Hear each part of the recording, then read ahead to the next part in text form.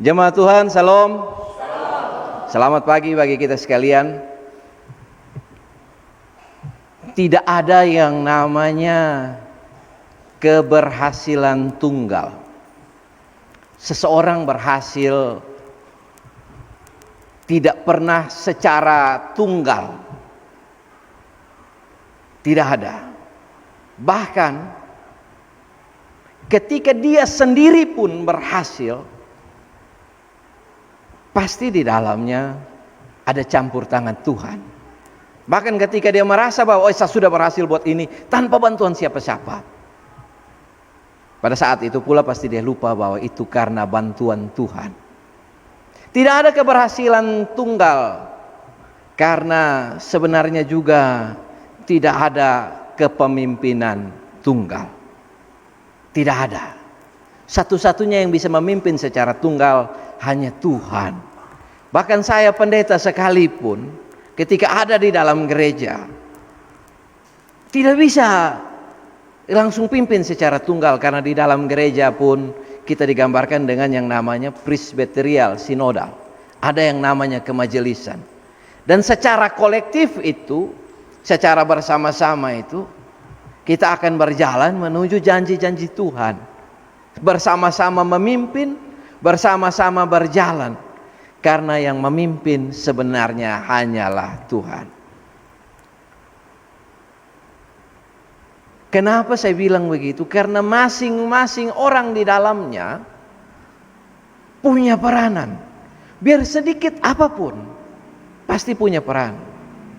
Sama seperti kemerdekaan Indonesia. Merdekanya Indonesia bukan hanya karena Soekarno, bukan. Merdekanya Indonesia bukan hanya karena orang-orang tertentu, karena ada panglima dan lain sebagainya, tidak. Bahkan dalam sejarah yang terlupakan, yang tidak disebut di dalam sejarah sekalipun, masing-masing memainkan peranan. Saya kasih contoh, ada orang Sabu yang tinggal di Ende, dia punya nama Riwuga. Riwuga itu pada saat 17 Agustus, dia itu yang keliling Jakarta karena Soekarno bawa dia ke sana. Dia yang berdiri di atas jeep yang dikendarai oleh siapa, dia punya nama Sarwoto atau siapa itu. Dia yang berteriak, Indonesia sudah merdeka, Indonesia sudah merdeka. Bahkan yang kecil itu saja punya peranan, yang tidak terdengar namanya. Orang Sabu yang ada di Ende. Untuk kemerdekaan Indonesia ada yang berjuang di Sumatera, ada yang berjuang di Ambon, ada yang berjuang di NTT.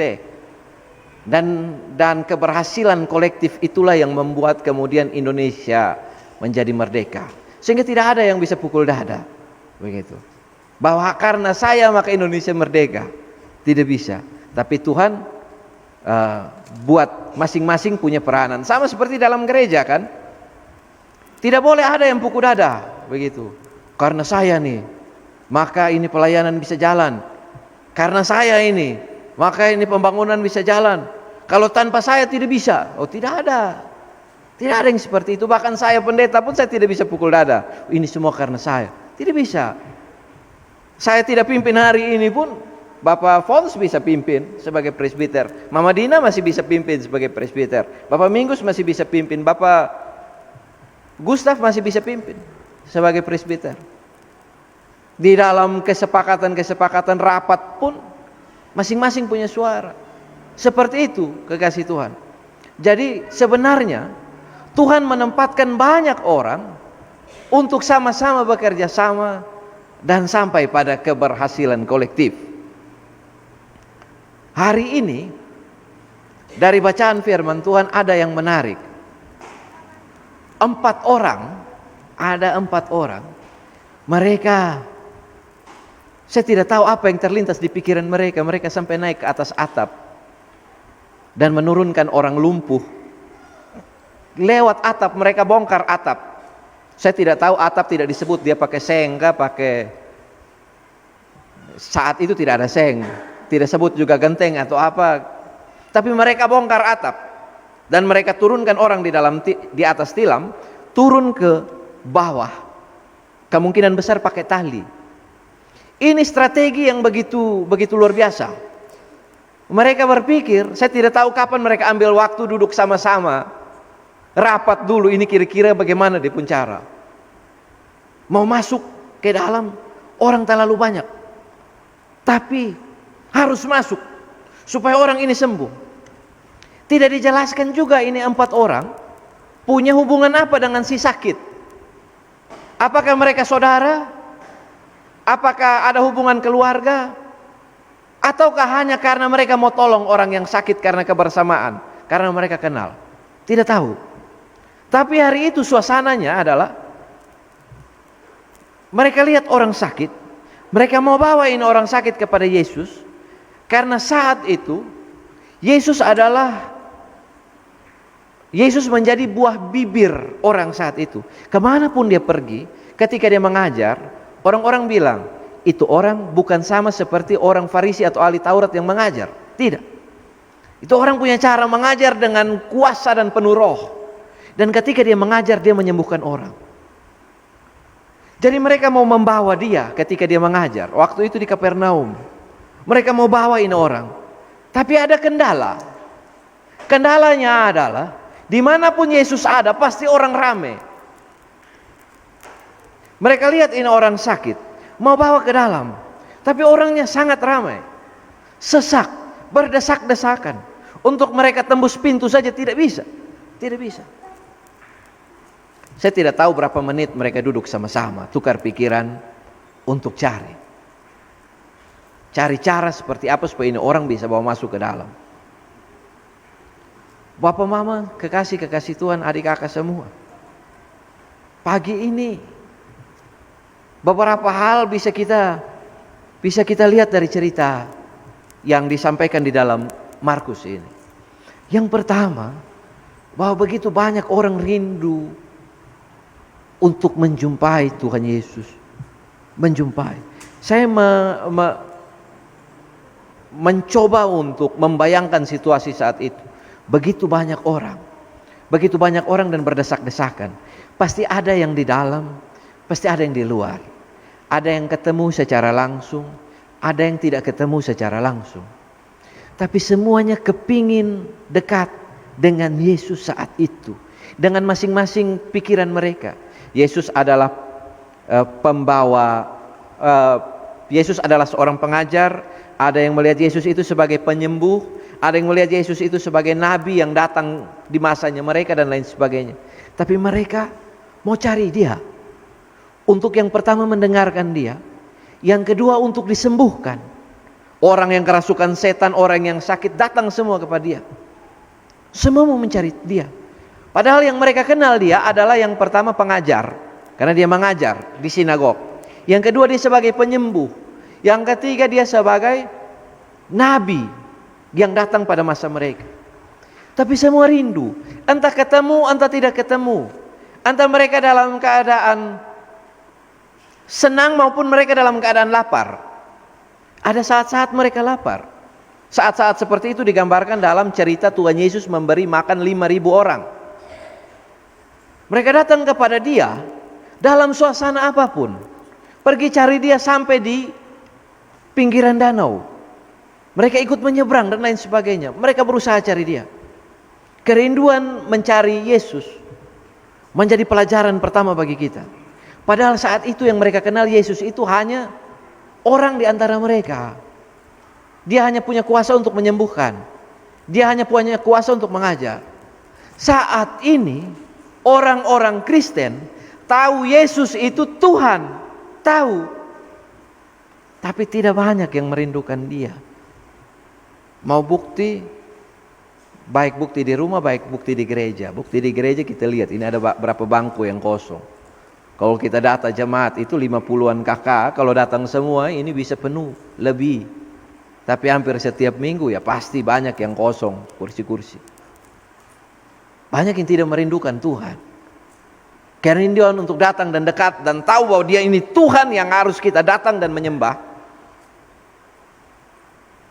Itu pun kerinduan kita itu hampir sama seperti merindukan mantan. Begitu.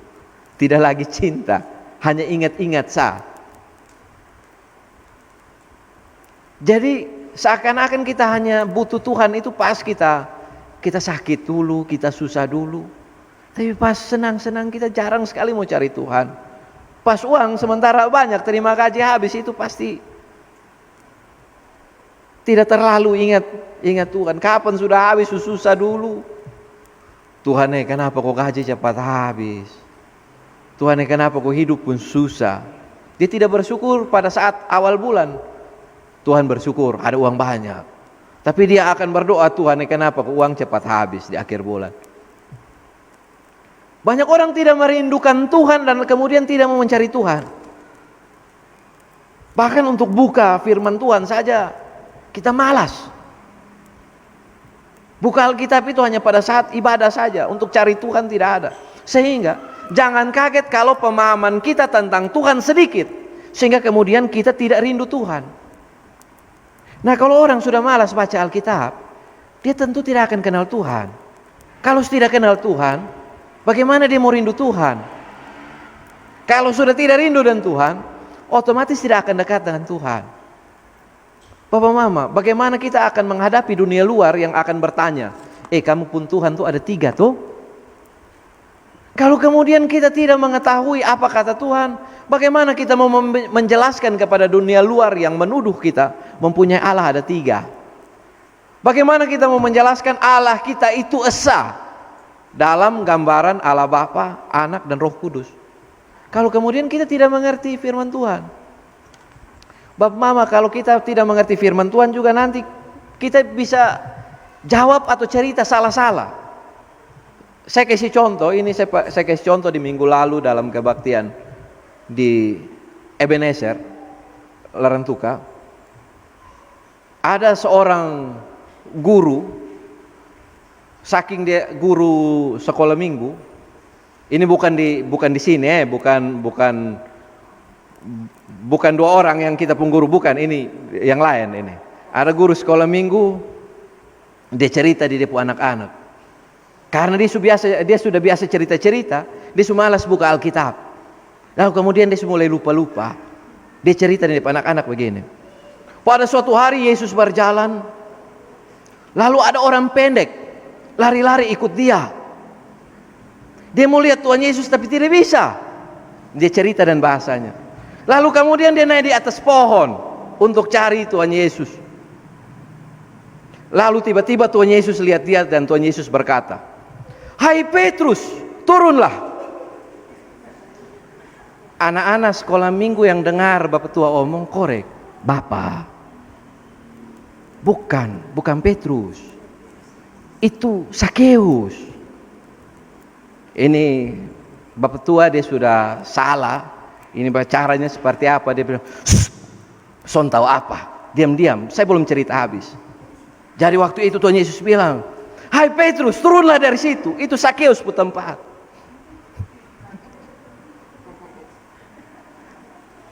Hai Petrus, turunlah dari atas itu pohon. Itu Sakeus pun tempat.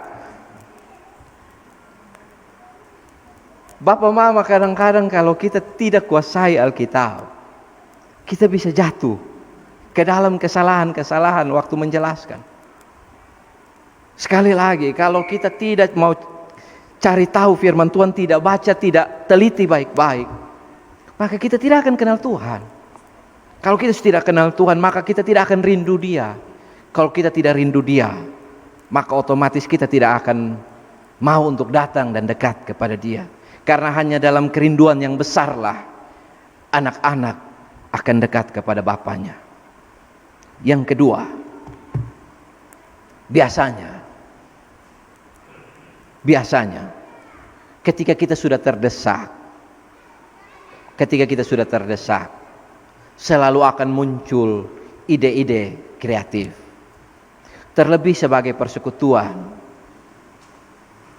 Kalau kemudian kita mau melakukan sesuatu, secara kolektif kita masing-masing akan memberikan saran, akan memberikan usulan untuk saling melengkapi. Hari ini, cerita ini menggambarkan bagaimana secara kolektif orang-orang menemukan cara untuk datang dekat kepada Tuhan. Tetapi itu semua hanya bisa terjadi kalau kemudian 4 orang ini saling menerima masukan dan juga usul saran. Ini penting. Sampai ada satu keputusan gila sekalipun, naik di atas orang punya rumah.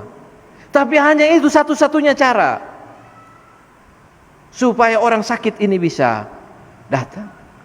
Dan untuk menyembuhkan luka, untuk seseorang itu dapat ditolong keluar dari persoalan, terkadang butuh banyak orang, terkadang butuh solidaritas dari sebuah persekutuan untuk sama-sama menolongnya. Kita akan bisa keluar dari persoalan, kita akan bisa keluar dari sakit penyakit, kita akan bisa keluar dari pergumulan-pergumulan kalau satu dan lainnya saling mendukung dan tolong menolong. Itu paling penting. Dimulai dari dalam keluarga. Kalau kemudian ada soal, mamanya tinggal bapak yang pikir, bapak bilang, mama ini ke mana? Mama bilang, sudah ku itu bapak yang tahu, bapak pikir itu sudah. Saya kasih contoh ketika ada seorang anak yang sakit, mama ajak atau bapak ajak, mari sudah kita pergi gereja, kita berdoa supaya sekiranya kalau Tuhan mengasihi kita, Tuhan menyembuhkan kita pu anak. Bapak atau mama bilang, oh lupi kok, titip doa sudah ke kita kita yang ada di rumah. Ketika ada persoalan, seorang adik akan memikirkan, itu kakak pengurusan, bikin apa saya campuri. Kau dulu juga kakak tidak bantu saya ketika saya ada dalam persoalan. Papa mama kalau kemudian kita tidak saling mendukung, persoalan itu akan sangat berat untuk kita lalui. Saya membayangkan sekiranya keputusan-keputusan persidangan itu saya sebagai pendeta jalankan sendiri, saya mati berdiri.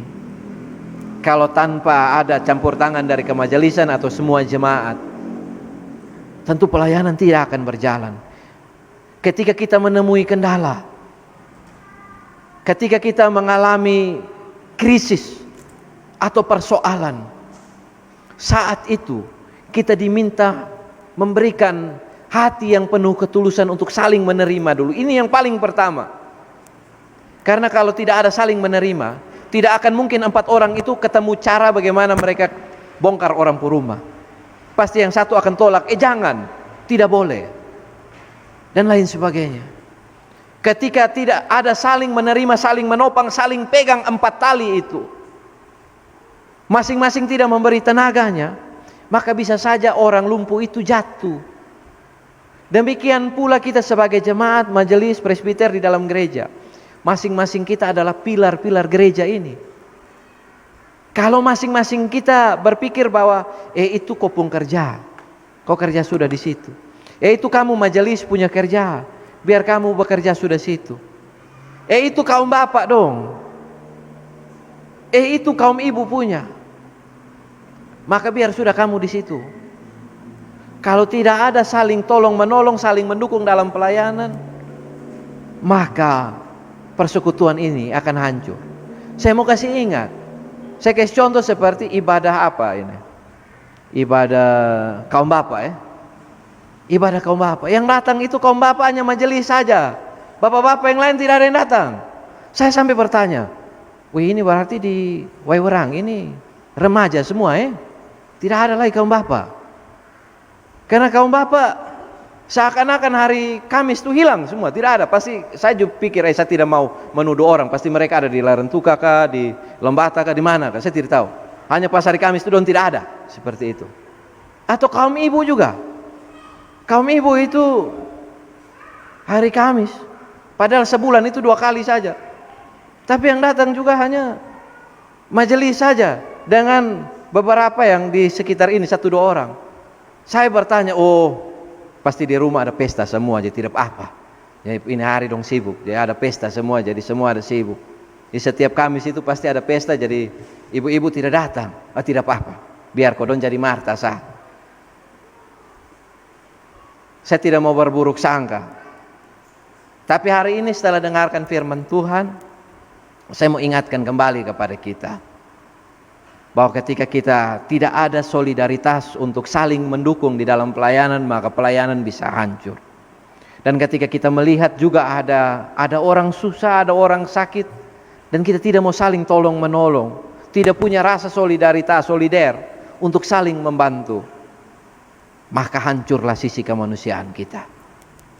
Hari ini para penolong itu mengajarkan kepada kita, terlebih janji Tuhan sebagai penutup renungan hari ini.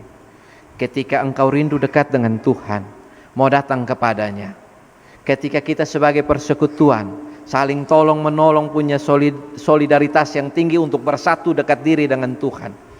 Hari ini Tuhan Yesus berkata kepada kita, bangunlah, angkatlah tilammu dan berjalanlah. Kalimat itu adalah kalimat mujizat. Dari satu keadaan hidup yang tidak baik berubah menjadi kehidupan yang baik. Dan itu pula janji bagi kita pribadi dan persekutuan. Kalau rindu dekat dengan Tuhan dan mau solider dan bersatu di dalam pelayanan, janji untuk perubahan hidup itu pula datang bagi kita.